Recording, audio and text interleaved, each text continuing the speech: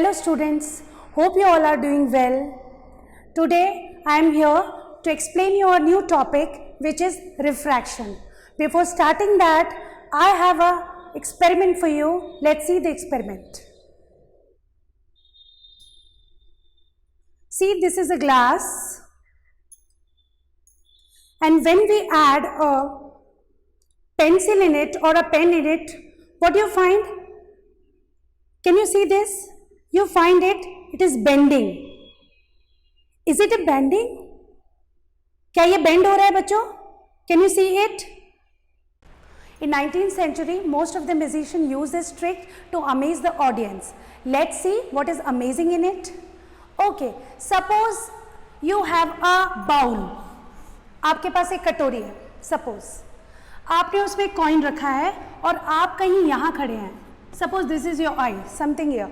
Somewhere here you are standing and this is the coin. Now what happened? आपको coin नहीं दिख रहा है because not you are not on that angle. अगर आप यहाँ कहीं होंगे तो आपको दिख जाएगा coin, but यहाँ नहीं दिख रहा है. You can't see the coin over here. Why? Because the light rays coming from the coin didn't get it there. It is getting here, somewhere here, but it is not reaching to your eyes, isn't it? But what happened if your friend pour a water in it? Suppose if your friend pour water in it, यहाँ तक आपने पानी भर दिया है इसमें, then the rays will go straight, then it will bend, and now you can see the coin. Isn't it amazing? Now you can see the coin. Means a coin coming with the rays goes straight and then it will bend. Then it will bend. Why it is bending? Next question. Why it is bending? As we can see that पहले ही हमने देखा था कि एक coin हमको दिख गया जब हमने पानी डाला. ठीक है, पानी डालने के बाद क्या हुआ? पानी में रेस सीधी गई, उसके बाद बेंड हो गई. ये हमने समझ लिया है. लेकिन हमें कई बार देखने को मिलता है कि जब भी हम बकेट में कोई भी चीज़ डालते हैं या कोई कॉइन डालते हैं तो बड़ा सा दिखता है और ऐसा लगता है थोड़ा ऊपर है ना, ऊपर दिखता है हमें. ऐसा क्यों? क्योंकि जब वो रेस बेंड हो रही हैं तो इट फूल्स आवर ब्रेन. कैसे? हमारे ब्रेन को कैसे फूल करता है ये? देखिए, जहाँ से रेज आ रही है वहाँ आइज को लगता है कि रेज यहाँ से आ रही है, means at the back rays are coming from here. Brain ऐसा अज्यूम करता है. तो what we are saying, assume कर रहा है वो कॉइन यहाँ पर है. It is a apparent position, it is not a real object. वही हमारे वो ग्लास वाले केस में हुआ. आपने ध्यान से देखा था, जब हमने उसे डिप किया तो वो हमें टूटा हुआ दिख रहा था. क्यों? क्योंकि हमारा ब्रेन अज्यूम कर रहा है कि it is broken, but it is not. Why? Because it is refraction. So what is refraction? Now we have understood, students. Refraction is the bending of light. This we know. Rays when it goes from one medium to another medium. आधी definition हमें समझ में आ चुकी है. Now we don't know about one medium to another medium. What is that? तो medium से हम थोड़ा सा रिलेट करेंगे अभी. जैसे सपोज कोई रे, जैसे इस केस पे ले लेते हैं, देख लीजिए, कोई रे यहाँ से आ रही है. ठीक है, ये एयर वाला मीडियम है, मीन्स बाहर हवा में है. कोई लाइट की रे हवा में, एयर में है. जब ये एंटर होगी किसी ग्लास स्लैब में, दिस इज ग्लास स्लैब, जब ये एंटर होगी तो क्या होगा? It will refract. ठीक है, ऐसा हमें पता है. लेकिन क्यों रिफ्रैक्ट हो रही है? देखिए, लाइट की जो स्पीड है एयर में वो डिफरेंट है, लेकिन लाइट की स्पीड जैसे ही किसी सॉलिड फॉर्म में आती है उसकी डिफरेंट हो जाती है. क्यों? क्योंकि आपको पता है एयर में मॉलिक्यूल्स क्या हैं? दूर दूर हैं. आपने 9th में पढ़ाई होगा कि एयर की प्रॉपर्टी क्या है? Intermolecular spaces are more, but in solid the intermolecular spaces are less. इसका मतलब स्पेसेस लेस है, मतलब डेंस है. ये वाला जो मीडियम है वो क्या है? डेंस है, क्योंकि मॉलिक्यूल्स में स्पेस नहीं है. एयर में बहुत स्पेस है, इसीलिए ये एक रेयरर मीडियम है. इसीलिए इसे रेयरर मीडियम और सॉलिड को डेंसर मीडियम में काउंट करते हैं. Now you understand what is rarer and denser. तो वही बात को इन्होंने इसलिए लिखा है one medium to another. Medium कोई भी हो सकता है, डेंसर से रेयरर हो सकता है, रेयरर से डेंसर हो सकता है. तो रेयरर में आपको समझ में आया जिसमें ट्रैफिक कम है ना. ट्रैफिक किस में कम है? एयर में कम है, क्योंकि मॉलिक्यूल्स दूर दूर हैं. लेकिन सॉलिड में ट्रैफिक ज़्यादा है because molecules are nearer, light ray को ट्रैवल करने में डिफिकल्टी हो रही है। Okay student, so first we'll discuss about case 1। इसी से हम एक्चुअली समझ पाएंगे कि वाई लाइट रेज बेंड्स, क्यों बेंड होती हैं। ठीक है, देख लेते हैं। सपोज कोई रे, इंसिडेंट रे एयर से ग्लास स्लैब में एंटर हो रही है। ठीक है, ये हमारा रेयरर मीडियम है, आपको पता है it is a rarer medium. ठीक है, ट्रैफिक कम है। जैसे ही वो सॉलिड में एंटर होगी, it is a denser medium, हमें पता है ये डेंसर मीडियम है, ट्रैफिक बहुत ज़्यादा है। बट हमें ये भी पता होना चाहिए कि light is pretty punctual, light is punctual, उसको टाइम से पहुंचना है जहाँ जाना है। तो वो यहाँ से आ तो रही है, लेकिन it has, because of denser medium it has the problem. तो व्हाट इट विल टेक, आपको पता ही है कि जब भी हम किसी रोड पे चल रहे हैं, बहुत ज़्यादा ट्रैफिक है, तो हम क्या करते हैं, हम शॉर्टकट ढूंढते हैं। इज़न्ट इट स्टूडेंट्स, हम शॉर्टकट लेते हैं। सेम लाइट भी शॉर्टकट ले रही है। क्या कर रही है, क्योंकि लाइट को ऐसे जाना था, but because of denser medium it take the shortcut, and this is what we say refraction. Bend हुई है लाइट, किसकी तरफ, नॉर्मल की तरफ। इसीलिए angle I is greater than angle R. देख लीजिए, एंगल आई बड़ा है एंगल आर से। क्यों, क्योंकि it bends towards the normal, उसे शॉर्टकट लेना है। Will see the case 2, what happened, incident ray is coming, refracting, because it is a denser medium. Now the ray will come out from denser medium to rarer medium. Now it will go away from normal. Why? Because now in a denser medium the molecules are really compact, but in a rarer medium the molecules are farer. So what happened, traffic is less, hence the light will take longer path. Okay, here it is taking shorter path, here it is taking longer path. That is the reason angle I is smaller than angle R. Okay, now we will start with case 3. This is the case in which angle I is equal to angle R. जैसा कि हमने glass पे भी देखा था, अगर हम glass में कोई भी पेंसिल या पेन को स्ट्रेट बिल्कुल रखते हैं, आप देखेंगे कोई भी रिफ्रैक्शन शो नहीं हो रहा है, बिल्कुल भी टूटी दिखाई नहीं दे रही है। थोड़ा सा आप एंगल उसको चेंज करेंगे, इंसिडेंट और रिफ्लेक्टेड एंगल उसका थोड़ा सा चेंज करेंगे इंसिडेंट एंगल, तो रिफ्रैक्शन भी दिखाई देगा।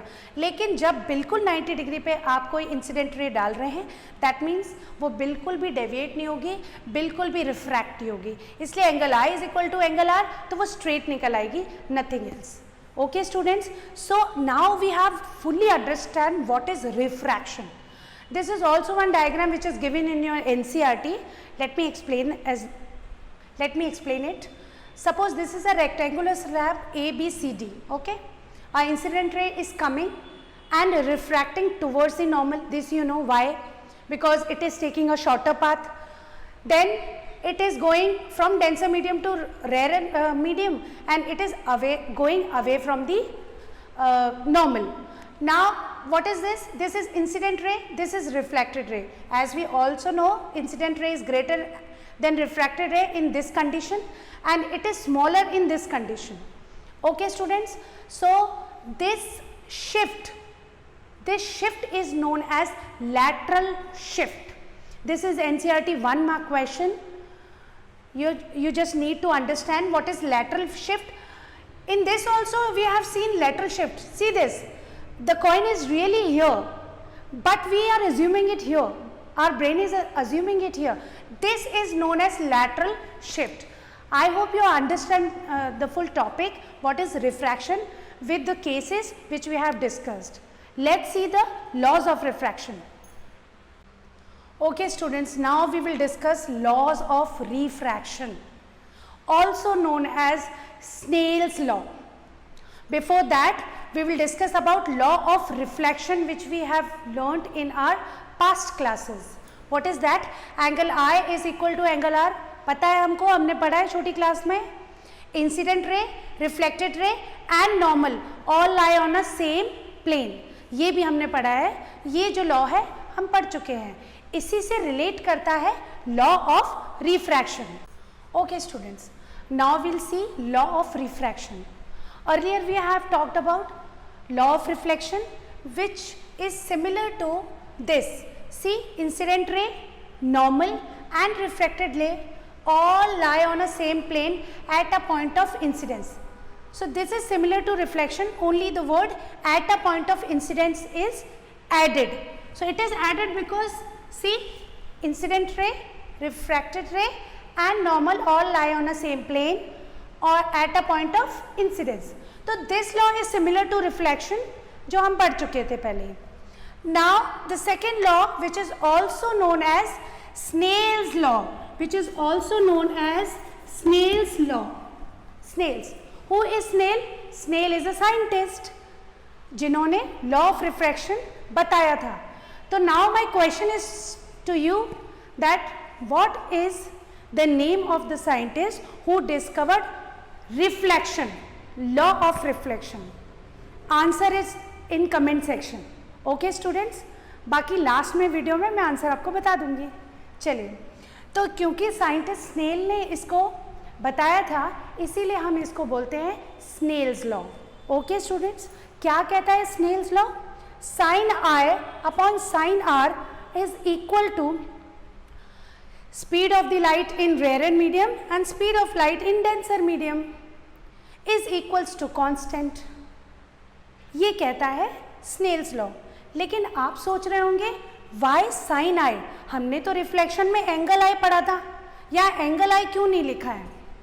ओके स्टूडेंट्स, इसका आंसर मैं आपको अभी बताती हूँ. देखिए, साइन आई इसलिए लिखा गया है क्योंकि जो भी एंगल होता है वो डिग्रीज में होता है. जैसे 60 डिग्री, 45 डिग्री, 50 डिग्री, है ना, डिग्रीज में है. उन डिग्रीज को आप नॉर्मल नंबर से मल्टीप्लाई नहीं कर सकते. मान लीजिए आपको कोई क्वेश्चन दे देते हैं कि साइन आई 60 डिग्री है ना, और वेलोसिटी तो कांस्टेंट ही रहती है इनकी, जो एयर की रेयर मीडियम की कोई भी हो, रेयर मीडियम, एयर हो, वैक्यूम हो, कुछ भी हो, उनकी जो वेलोसिटी है वो कांस्टेंट है. हमारे पास टेबल है, एनसीईआरटी में दी हुई है, तो वो कांस्टेंट है, वो चेंजेस तो होगी नहीं. तो वो तो हमारे पास ऑलरेडी है. साइन आई हमें दे दिया है साइन 60. अब हमें निकालना है साइन आर. तो आप क्या करेंगे? आपके 60 को मल्टीप्लाई कर देंगे, 60 डिग्री को मल्टीप्लाई कर देंगे किसी नंबर से? Impossible. We can't multiply a degree number with a normal number. इसीलिए साइंटिस्ट स्नेल ने साथ में क्या लगाया? Sine i. It is a mathematical term, आपने ट्रिग्नोमेट्री में पढ़ी होगी. ओके स्टूडेंट्स, तो अब आपके पास क्वेश्चन आएगा व्हाई साइन आई. कॉस लगा लेते, कोसेक, कॉट, है ना, टेन, ये भी तो है ना, हमने तो बहुत सारी पढ़ी है. Why sine I? बिकॉज जब भी उन्होंने इसका रिलेशन आगे जाके निकाला, जो कि हम आगे वीडियोस में देखेंगे, जैसे reflective index, absolute refractive index, relative refractive index, उन सारे जो वैल्यूज़ में साइन आई एक प्रॉपर वैल्यू लेकर आया. इसीलिए साइंटिस्ट हैव चोजन साइन. आप कोई और वैल्यू भी ले सकते हैं, but it may correct, may be correct, may not be correct. तो इसीलिए साइंटिस्ट ने जैसे लिया है हम उसको फॉलो करेंगे.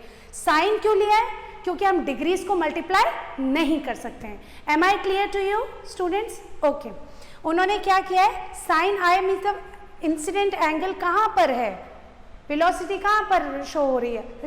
रेयर एंड मीडियम में. तो उसको इक्वेट किया है, रेशियो किया है दोनों का. उसे हम बोलते हैं second law of refraction. I hope student first law and second law both is clear in your mind. In next videos, we'll see it more topics related to this. Okay, students. Answer of first question which I have asked earlier in a video, कि who discovered law of reflection?